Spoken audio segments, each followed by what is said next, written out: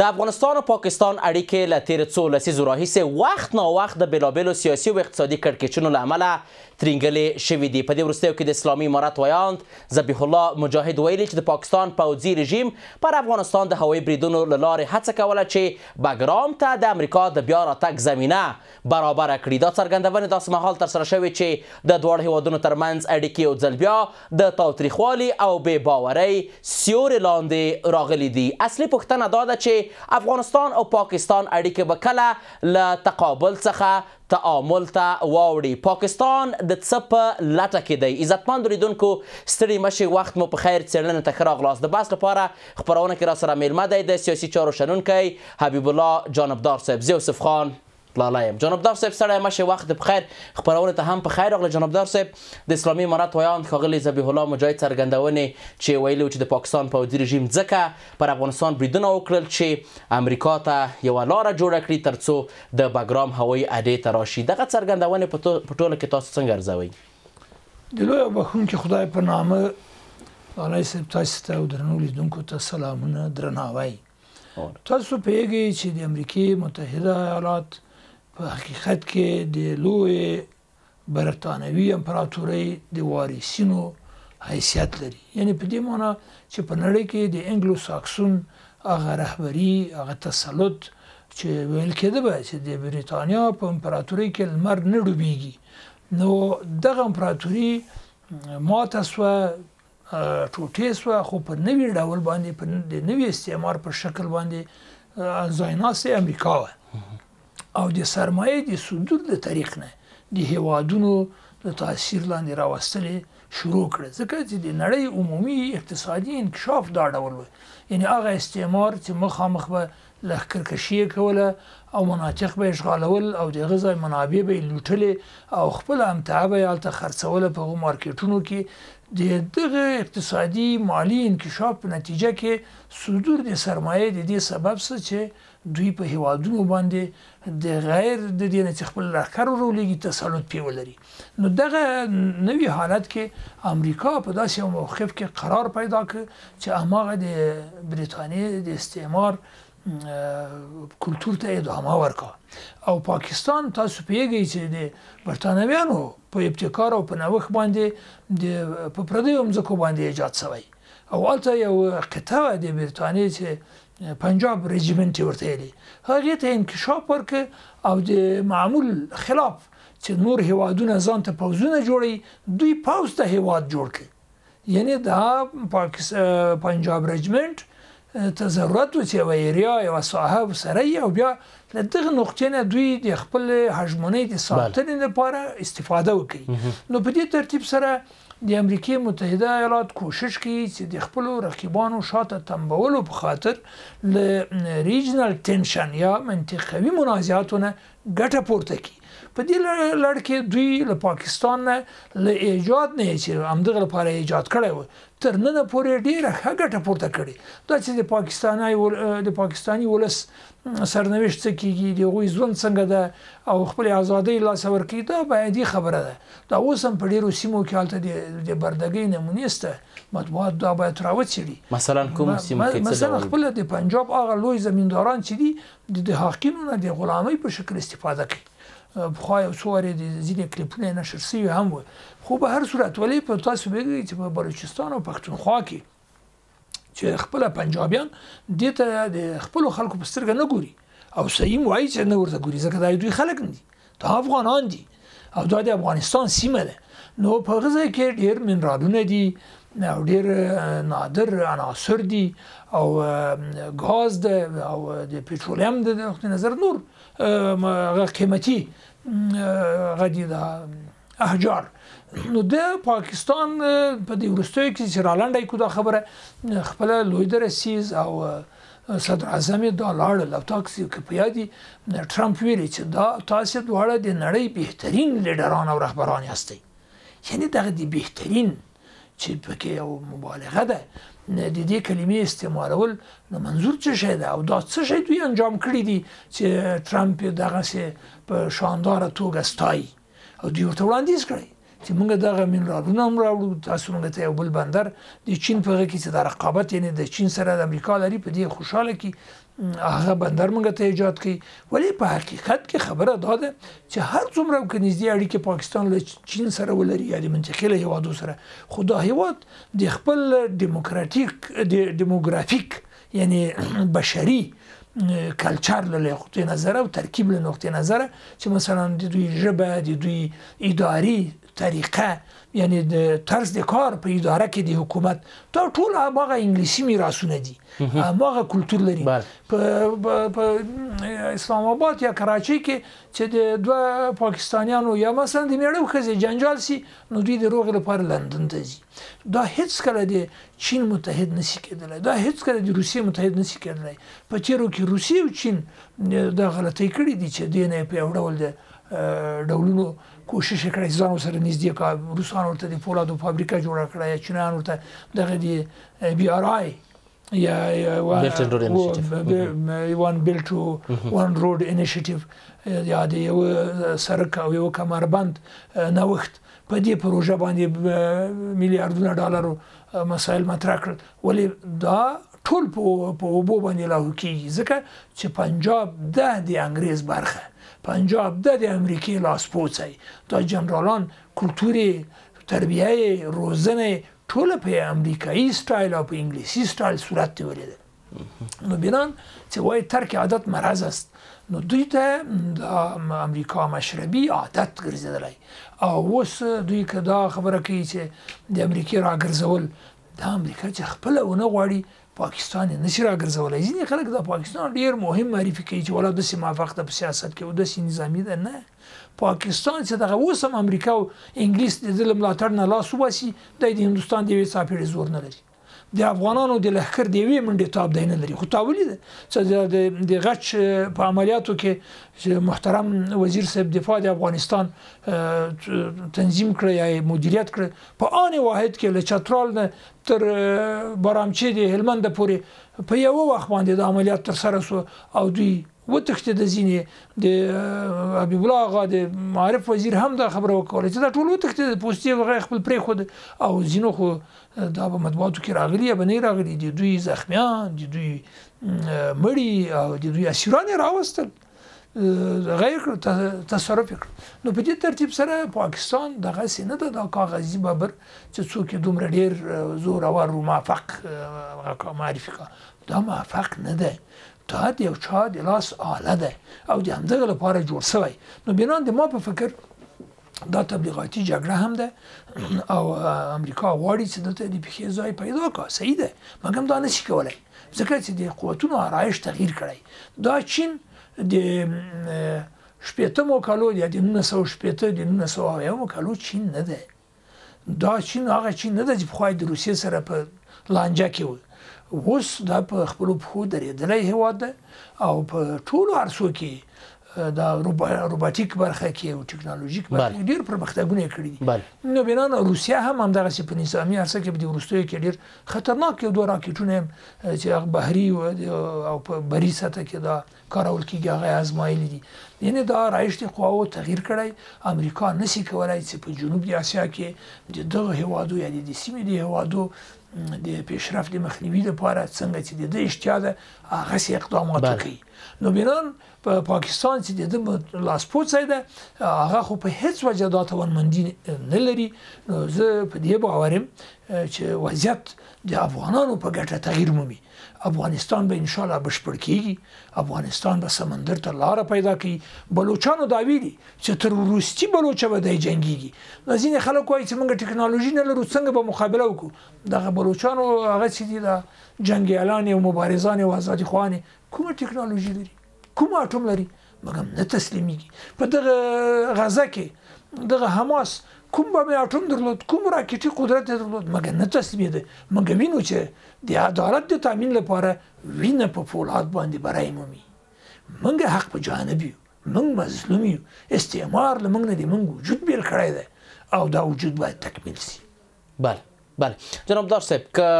امریکا په رښتیا کې هم د نیت درلودو چې افغانستان ته راشي او بیا هم بګرام ته راشي او بیا هم له پاکستان څخه استفاده کړي چې هوایي بریدونه وکړي په ټوله کې یو کړکېچ جوړ کړي کوم ځواب چې ورته اسلامي امارت ورکړ فکر کوئ چې اوس به امریکا هم په خپله کړنه پښیمانه پاکستان هم به هم په خپله کړنه پښیمانه شوی یوه خبره ده چې امریکې ته په داسې سترګه مه ګورئ چې هغه له وضعیت نه خبره نه ده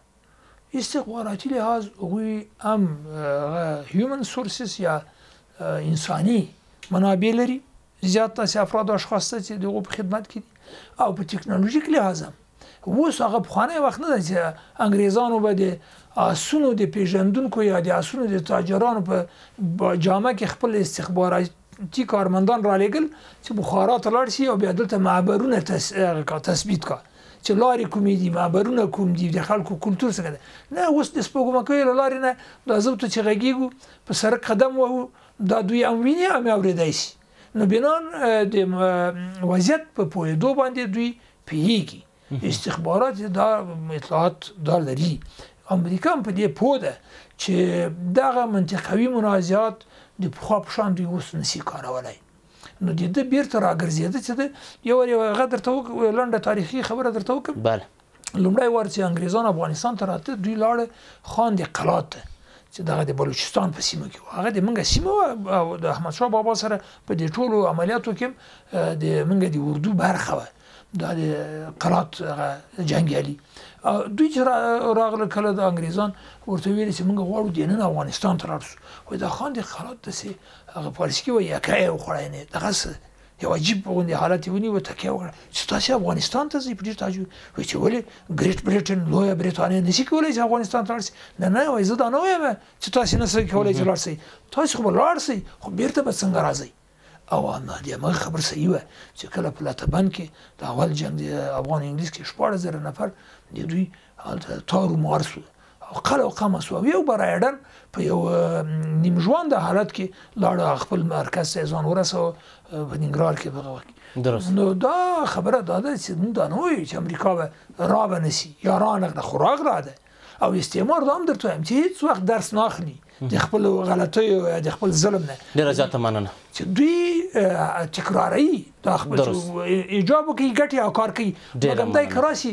بیا به همدغسې شرمېدلي وځي ډېره مننه جانبدار صاحب بحث ته به دوام ورکوو وروسته یوې لنډې دمې عزتمندو لیدونکو لنډه دمه لرو بېرته راګرځو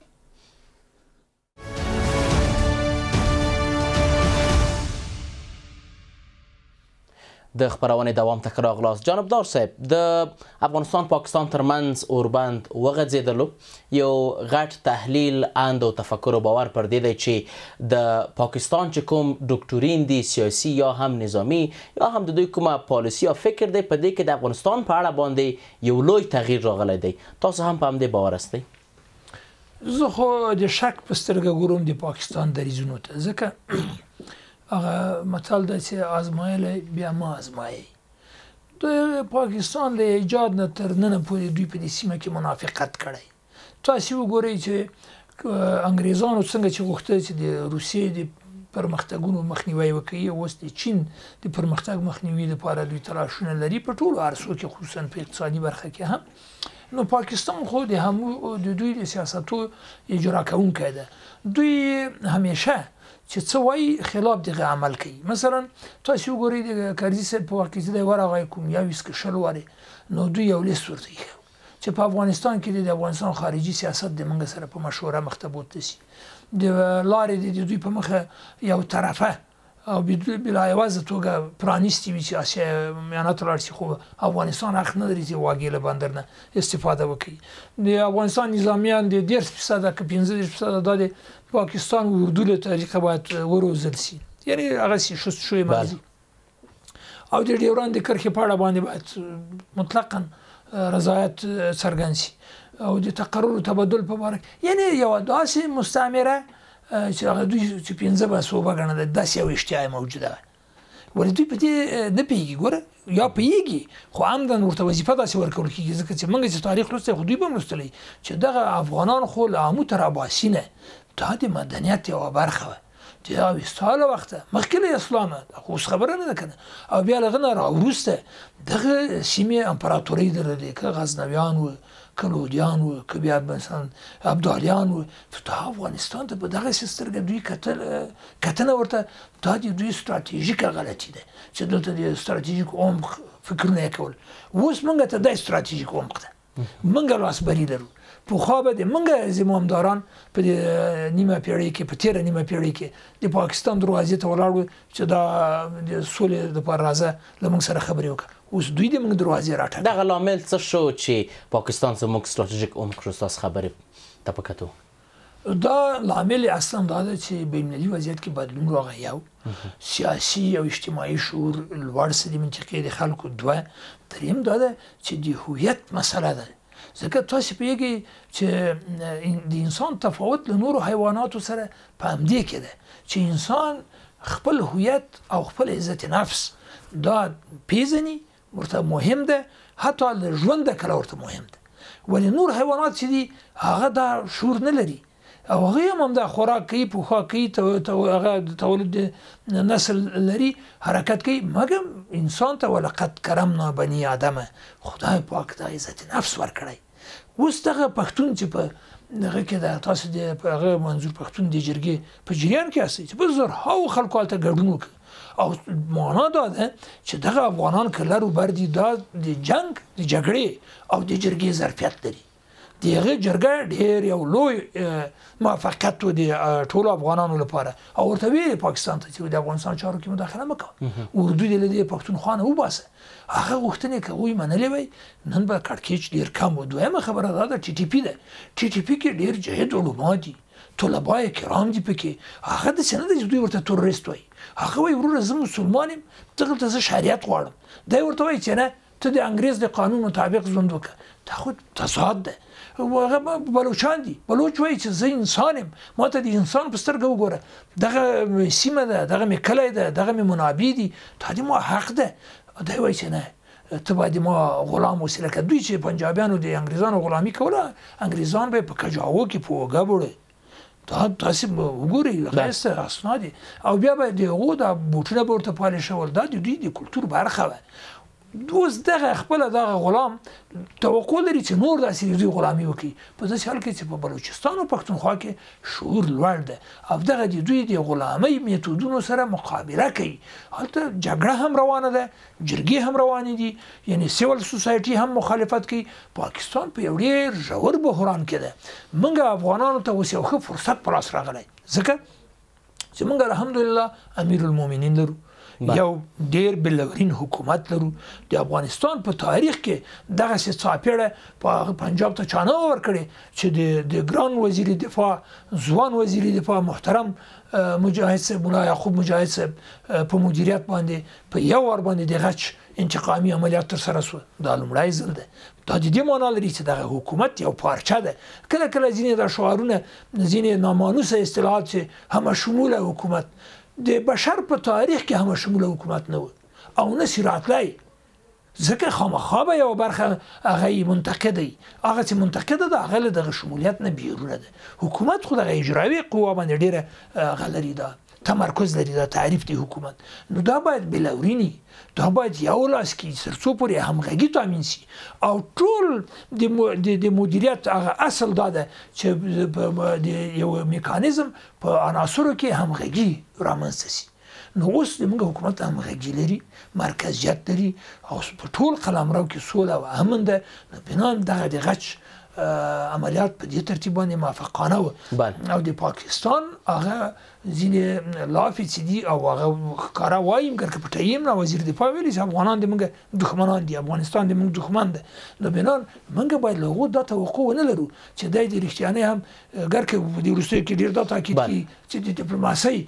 ژبه او د ډیپلوماسۍ له تاریخ نه مسایل راسي دا خو صحیح ده چې لیکن چې مقابل طرفدار سره ډیپلوماسي نه مني څنګه همدغه ډیپلوماسۍ ته به راشو د دواړو خواو ترمنځ اوربند وغځېدلو اوس به کله هغه وخت وي چې اړیکې به مکمل نارمل شي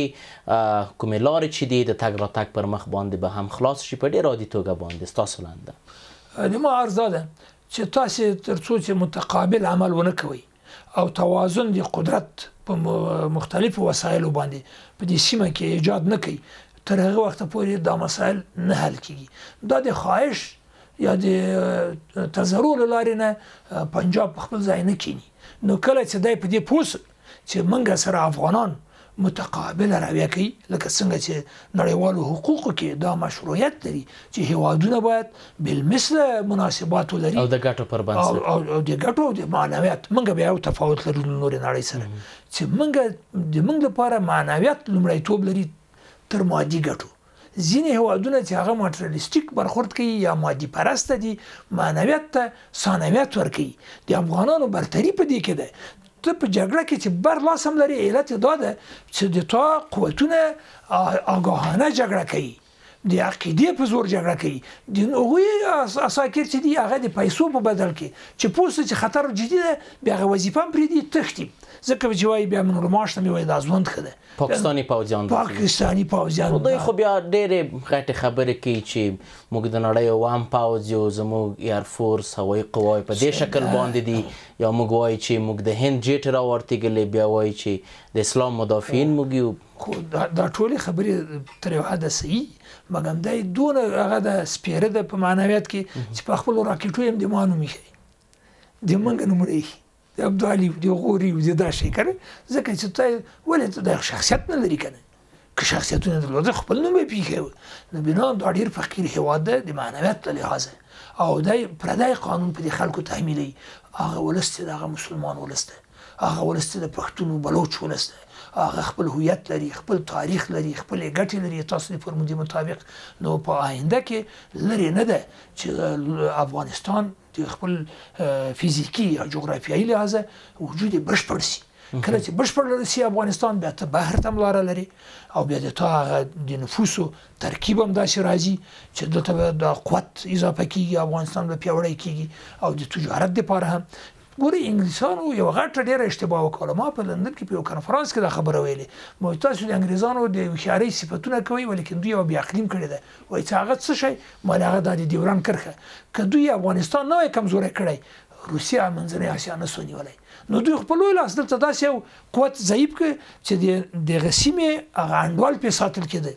توازن پې ساتل کېده قوي افغانستان د نړۍ په ګټه ده د اسیا په ګټه ده ولې د استعمار د منافعو لحاظه چې هغوی هغه استعماري لحاظه هم غلطي کړې په دې باره کې مګر اوس چې امریکا غواړي چې چین شاته وتنبوي روسیې ته منزله ایجاد کړي ایران ته فشار لاندې ونیسي هغه د ریجنل ټینشن ته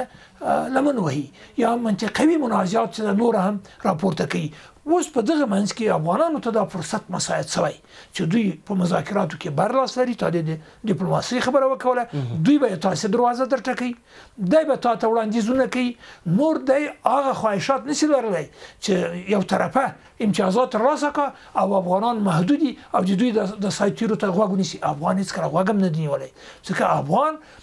په وچه ډوډۍ او په ساتوانو برېټانیا ماته کړې ده هغه وخت کې دوی تر شاته داسې هم ځای نه و چې د موږ مهاجر چېرته لاړ شي دا مهاجر بازي خو اوس راووته بله د انګریز سره چې تا جګړه وه او 3 وارې دې ځغلولی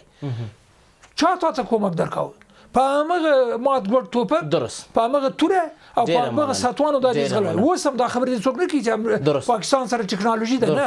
موږ سره چې کوم قوت ده هغه پاکستان قوت نه درست جانبدار صاحب څه باید ترسره شي بحث راټولو حل لارې څه دي حل لارې خو دا دي چې اول موږ په کور دننه نور هم پیاوړي سو موږ دغه د ټکنالوژي برخې ته توجه کوي هغه امارت زه مطمئن یم دا د معارف تقویه ته ځکه دا اوږدمهاله پروګرامونه دي ولې په لنډ مهال کې فقط بالمثل رویې ته که بیا یې مداخله وکوله د تیر غچ عملیاتو 2 برابره عکس العمل باید وښودل شي دوی فقط دغه ژبه د تورې ژبه پیژني بغیر دغه کې تاسو د ډیپلوماسۍ لارې نه اشرف غني عین هغه ته ورغلی و د لوی رئیس دفتر ته خلاف د ډیپلوماټیک اصولو باندې مګم ګوره د درته اغزان هغه تیر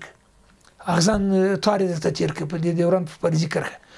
اوس دا وخت راغلی چې د افغانستان وجود بشپړ شي که امیر المؤمنین یو فتوا صادره کړه تاسو باور وکوي چې بلوچستان او پښتونخوا خو په عاجله توګه له پاکستان نه ډېره زیاته مننه د سیاسي چارو شنونکی حبیب الله جانبدار صاحب په خپرونه کې ستاسو له حضور څخه نړۍ منندوی یم عزتمند لیدونکو د نن څېړنه هم پر همدې ځای پای ته ورسېده تر بیا کتو الله پاک مو سپارم ښې چلې